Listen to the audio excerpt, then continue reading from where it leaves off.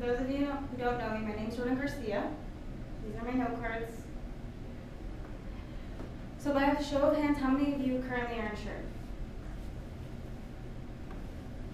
Way more than I thought was going to happen. Okay.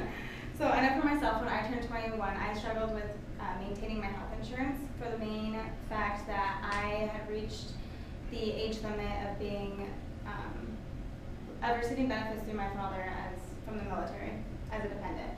With that be the case, I still was unable to get health insurance due to the fact I had a pre-existing condition of heart disease, and private insurance is really expensive. So according to the National Health Interview Survey done in 2010, 33.9% of adults between the ages of 19 and 25 were in the same boat and were not insured due to the cost and ineligibility. Currently, if you're insured, it could depend on your age, whether if you're able to get it through your parents or if you have the option of doing so through your employer. However, as a young student, what we do when you exceed the age limit, whether that be if you're using your insurance through your parents or your employer doesn't offer it to you. In 2012, the Affordable Care Act, also known as Obamacare, was passed as a law in order to help every American acquire health care. After hearing my speech, you will have a better understanding of what the Affordable Care Act is and how it can affect you.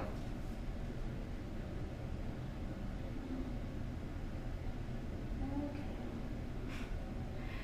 So the first thing that I'm going to be addressing is what exactly the Affordable Care Act is.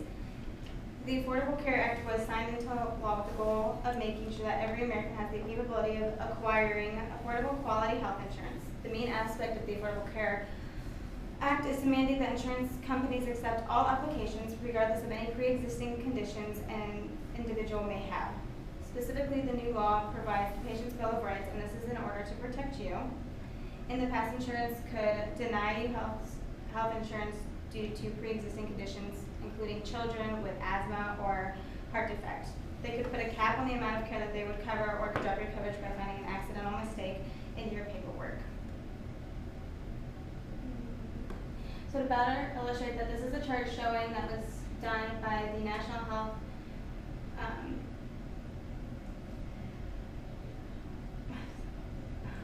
This was a chart showing that all the children under the age of 18 who were uninsured during the time of 2012, all the way to adults aged to 64. So in addition to the Patient's Bill of Rights, the new law also has created the 80-20 rule. If insurance companies don't spend at least 80% of your premium dollars on medical care and quality improvements, they will have to provide you a rebate. This ensures that, according to the U.S. Department of Health Services, because of this new rule, 8.5 million people received $500 million in refunds in 2012. This ensures that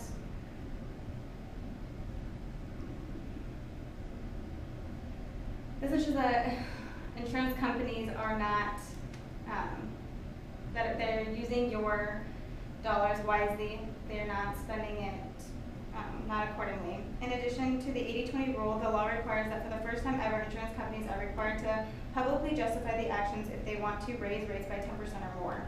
Again, the Affordable Care Act was signed into law with the goal of making sure that every American can have affordable quality insurance coverage. So the next thing that I will go over is exactly how this can affect us directly. Being a young college student, I was most concerned with how this can affect me specifically, and I'm sure many of you are as well. One of the biggest ways it can affect us directly is that it will allow young adults to stay on their parents' insurance until the age of 26. Previously, I mentioned that according to the National Health Interview Survey done in 2010, 33.9% of people from ages 19 to 25 were not insured.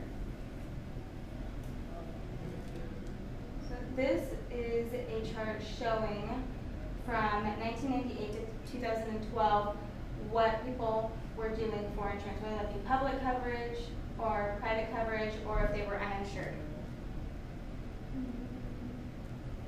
Since then, 2012, we have seen 3.1 million young adults gain coverage. In addition to having the ability to stay insured under your parents, the Affordable Care Act also ensures all employers, including small businesses, will be able to provide employees with a variety of different plans for coverage. With being eligible to have health insurance, whether that be through your parents' insurance or through your employer, we have the benefit of receiving free preventative services as well.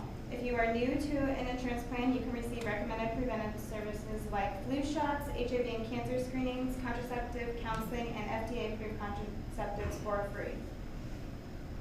This new law is a major change that will be implemented and will start affecting everyone in 2014. Again, the Affordable Care Act is a law that is attempting to put affordable health care into the hands of many Americans as possible. This new law will keep you from being denied health services due to pre-existing conditions, will limit the fees and premiums insurance companies can collect, and allows for young adults to stay insured under their parents. The Affordable Care Act is something that will have an effect on everyone and can be something very positive for us.